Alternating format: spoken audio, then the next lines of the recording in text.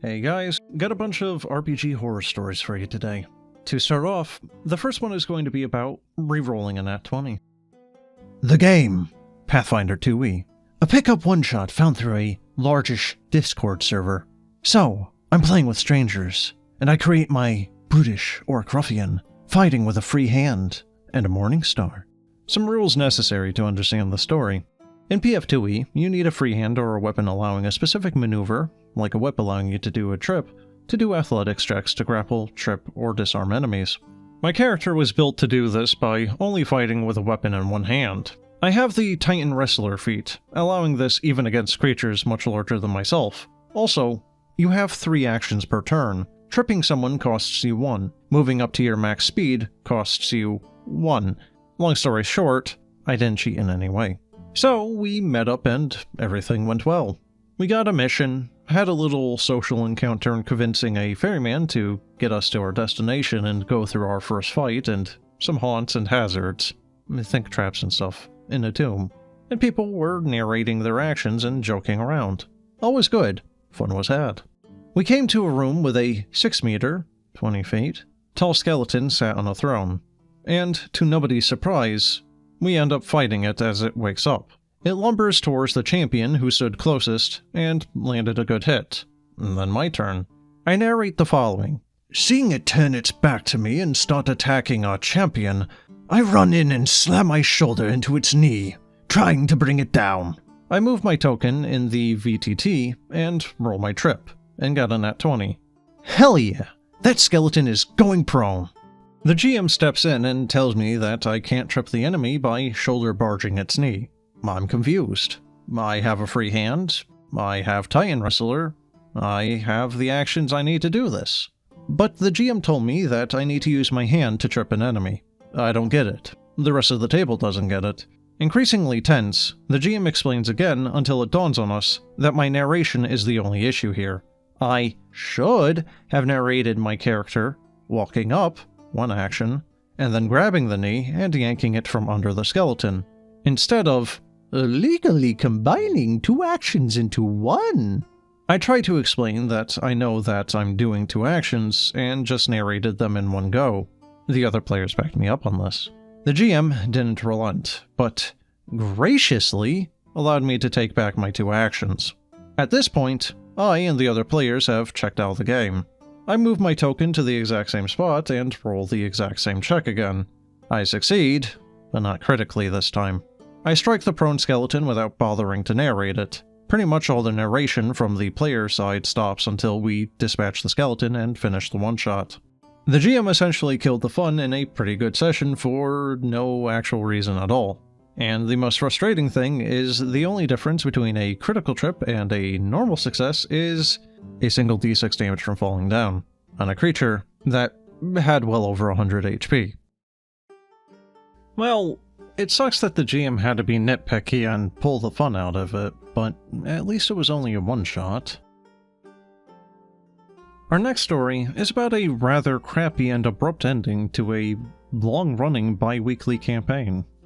So, I was playing in a bi-weekly campaign for just over 4 years, and this past Sunday, our 3 level 13 characters rolled badly on the teleport table and got teleported into an ocean where we couldn't cast verbal spells underwater.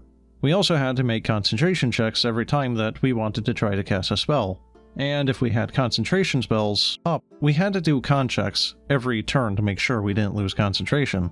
We then got slaughtered by 5 homebrew sirens, causing the end of the campaign. Also, to add to this, our bard also got charmed and grappled by a siren who, while grappling him, was still managing to pull him down at 100 feet per round.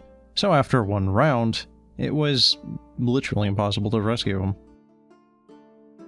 Well, with how short of a story this is, and the fact that this campaign has been going on for 4 years, it just sounds like the DM just wants to be done with the game. Too bad he just couldn't talk to you guys and voice his desire to end it. Our next story is about a rather upset DM and a one-shot that he was running. Allow me to set the stage for a narrative so horrific that it could only be called a horror story. This is the story of a role-playing misadventure with a DM, whose antics can make your pupils dilate in raw terror not once, not twice, but thrice over. It's a lengthy tale, but bear with me, for each detail adds to the horror of our deal. Our regular D&D group consisted of 5 players, each with their unique playing styles and characters. First, there was Jake, our gentle giant who played a formidable half-orc barbarian with a heart as big as his axe. Then came Clara, our empathic life cleric whose backstory had more depth than the Mariana Trench. Our charming bard was played by Ben, a gifted roleplayer who could make you laugh, cry, or both within the same session. Then the nimble rogue who was embodied by Lana, whose quick thinking and quicker fingers saved us more times than we could count. Lastly, I was the bookish wizard, always researching and adding new spells to my arsenal. Our regular DM, Sam, was a beacon of creativity, patience, and fairness. He balanced challenging us and ensuring everyone had fun beautifully. However, after 2 years of weaving compelling narratives for us, he decided to take a short break to recharge his creative energy. In his stead, Steve, who was another friend who sometimes joined our adventures as a guest player, eagerly stepped up to the plate. We agreed, believing that Steve's prior role-playing experience and the sheer enthusiasm he showed would result in a memorable one-shot. Steve was usually a decent player, despite his tendency to be a bit too competitive. As a player, he had a penchant for min-maxing his characters to absurd degrees, but we always managed to keep his power gaming in check. We believed that his experience as a player would make his tenure as a DM a smooth one. Oh, how wrong we were. We started in a quaint village, at the heart of which was a bustling tavern, the Dancing Dragon. A mead-fueled fight broke out among the patrons, which Jake, embodying his barbarian strength, quickly put an end to with a resounding roar. A shadowy figure then emerged from a corner, a stranger draped in dark cloaks, offering us a quest that promised gold and glory. We all agreed, and set off on what was expected to be a straightforward adventure. As we began our journey, we quickly realized that Steve's DM style was anything but normal. Our first indication was when Ben's bard tried to charm a seemingly innocent villager for information. He rolled a nat 20, and we all cheered, expecting success. But Steve had other plans. With a smug grin, he revealed that the villager was actually an incognito deity immune to charm. It was overkill, but we brushed it aside as beginner DM enthusiasm. Things started to get really frustrating when Clara's cleric tried to heal Lana's rogue, who had been gravely injured during an encounter with bandits. Steve declared that the healing spell backfired due to a magical mishap and caused further damage to the cleric instead. Clara, one of the most patient amongst us, couldn't help but question Steve's ruling. The rebuttal seemed to make Steve seethe, an unnerving sight, as he accused Clara of trying to undermine his authority as a DM. We all coped with the sudden shift in mood, attributing it to the pressure of being a first-time DM, and continued with the game. However, things went downhill faster than a cart with broken brakes when Steve decided to introduce a homebrew rule. He declared that any critical hit, whether from a player or an NPC, would be an instant kill. This declaration made our pupils dilate in disbelief for the second time that night. We voiced our protest, arguing that such a rule removed the very essence of fun and strategy from the game, turning it into a high-risk lottery of dice rolls. Steve remained unyielding, insisting that his rule added a thrilling element of realism to the game. Our journey quickly turned into a nightmare. During a supposedly minor skirmish with goblins, Lana's rogue, renowned for her daring acrobatics and deft strikes, suffered a critical hit. As per Steve's ruthless rule, she was instantly killed. We sat there, our own disbelief dilating for the third time, as we watched our friend's character meet an untimely end at the hands of a random goblin. Steve, however, seemed to revel in our shock, interpreting it as validation of his ingenious rule, which only made our frustration seethe beneath the surface. It was at this point that our usually calm and composed regular DM, Sam, decided to step in. He voiced what we were all thinking, that Steve was pushing things too far, and the game was no longer fun. It was an intervention we were all secretly hoping for, but it only seemed to make Steve seethe more. His response was a tirade about creativity being stifled, and players not willing to take risks. Sam, bless him, diffused the situation calmly, apologizing for not stepping in sooner, and assured us that Steve's stint as a DM was effectively over. Steve's fall from grace was a shock to us all. We had seen him as a competitive player, but the power trip he displayed as a DM was unlike anything we had ever seen before. His inability to cope with criticism, coupled with a newly revealed vindictive streak, revealed a side to him that we didn't know existed. In the aftermath of this disaster, we decided to continue playing as a group, minus Steve. We learned a valuable lesson that day. Always vet your DM. Even if it's just a one-shot, and especially if it's someone familiar. You never know what strange, game-breaking, homebrew rules lurk in the shadows of their minds, ready to spring forth and make you seethe with frustration. Our story might have not had epic monsters or grand tales of heroism, but it serves as a reminder of how an unchecked power trip can turn a game of fun and camaraderie into an RPG horror story. So adventurers, choose your DMs wisely, and remember, a good game is where everyone, players and DMs alike, can enjoy and cope with the highs and lows of the story. I can't help but wonder why they thought that having Steve, who they admit as being competitive and a min-maxer, as a DM would be anything but bad. Sure, not everyone's gaming style is the same as their DMing style, but it's probably at least a good indication of how they're going to probably do it. That is to say, not well. If Steve really wanted a hardcore action tabletop, then he probably should have just done Dark Heresy, but even Dark Heresy isn't quite that silly. And now, on to the next story. So for some background, I finally started a campaign for my friends who have been asking me for years to start back up. I started playing D&D back in college with my high school buddies, but we all moved to different states.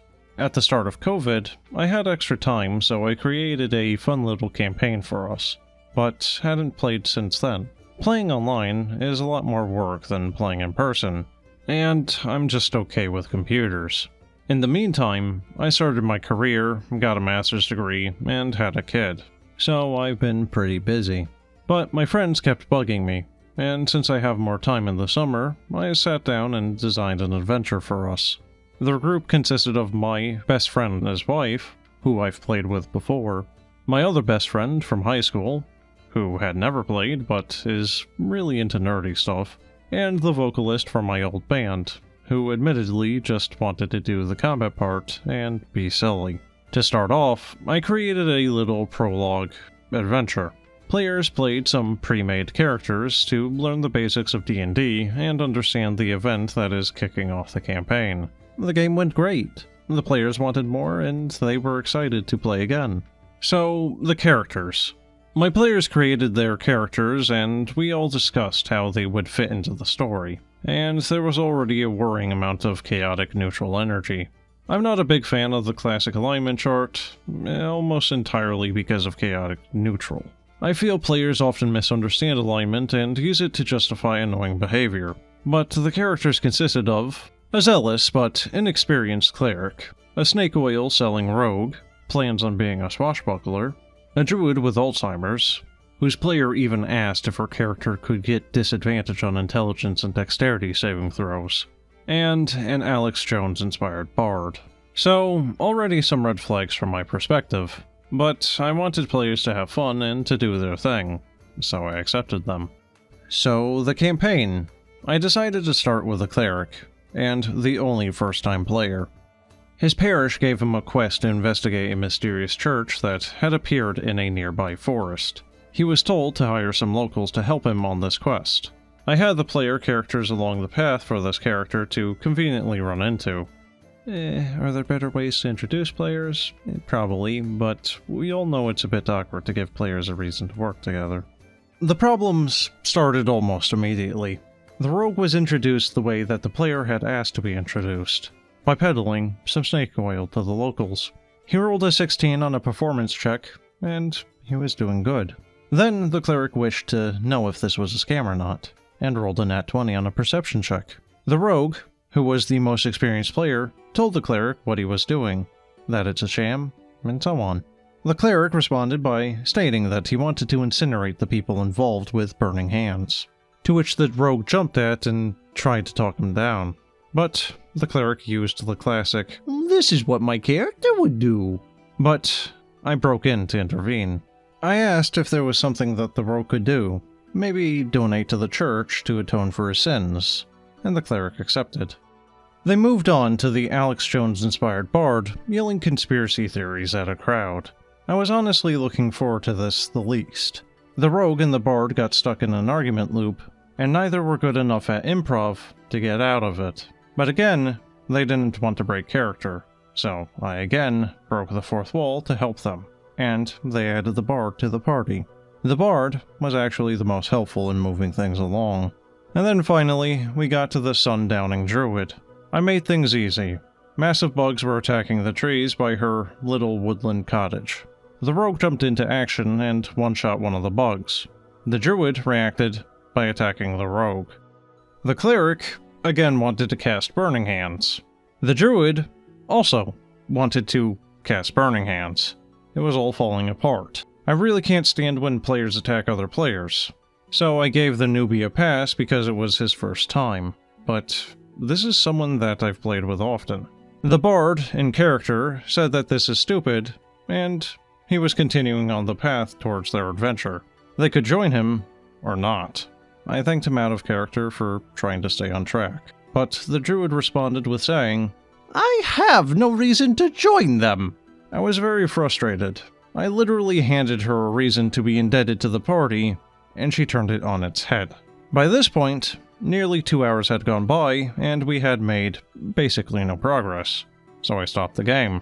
I told them that I was sorry, and that maybe we could try again next week. I messaged them all separately and explained that I made some sacrifices and put a lot of work into this just to listen to them bicker for 2 hours, and not take advantage of opportunities to work together.